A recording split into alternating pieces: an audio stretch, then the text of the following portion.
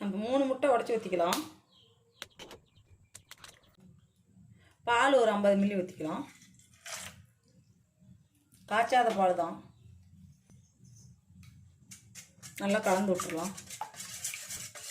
பால் முட்டையை நல்லா கலந்துடலாம். பாருங்கள், நல்லா கலந்தாச்சு. பொடியாக நறுக்குன்னா ஒரு தக்காளி, துருவன கேரட் ஒன்று, சும்மா கொஞ்சமாக ஒரு கோஸு, கொஞ்சமாக முட்டைக்கோஸ் கட் பண்ணி போட்டுருக்குறேன். பச்சை மிளகாய், பழுத்த மிளகாய் தான், ஒரு பச்சை மிளகாய். உங்களுக்கு காரம் அதிகமாக வேணால் 2 மிளகாய் கூட போட்டுக்கலாம். ஒரு பெரிய வெங்காயம் பாருங்கள், பஜ்ஜி சீவிர கட்டையில் சீவி போட்டிருக்கிறேன். ஒரு பெரிய வெங்காயம், கொஞ்சம் கொத்தமல்லி,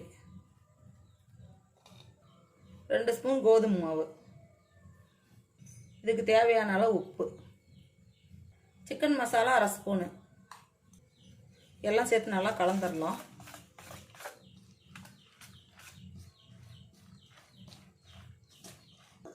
பாருங்கள், எல்லாமே கலந்தாச்சு.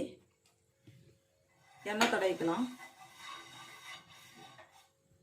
முட்டை காய்கறி எல்லாம் கலந்து வச்சுருக்கணும் இல்லையா? இப்போ இது வந்து தோசை கல்ல மேலே ஊற்றி எடுத்துடலாம்.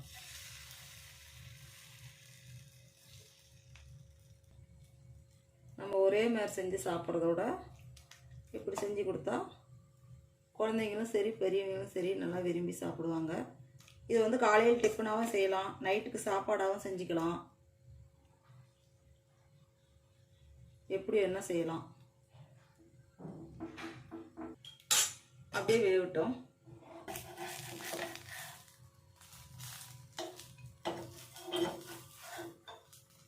பாருங்க, அப்படியே ரோல் போல் அப்படியே சுற்றிக்கலாம்.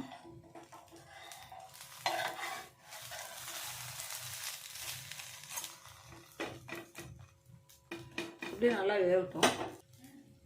மேலே அப்படியே கொஞ்சம் எண்ணெய் விடலாம். பாருங்க, நல்லா வெந்துருச்சு. இப்போ இதை எடுத்துடலாம். எடுத்துட்டு மீதி இருக்கிற மாவையும் அது போல் ஊற்றிக்கலாம்.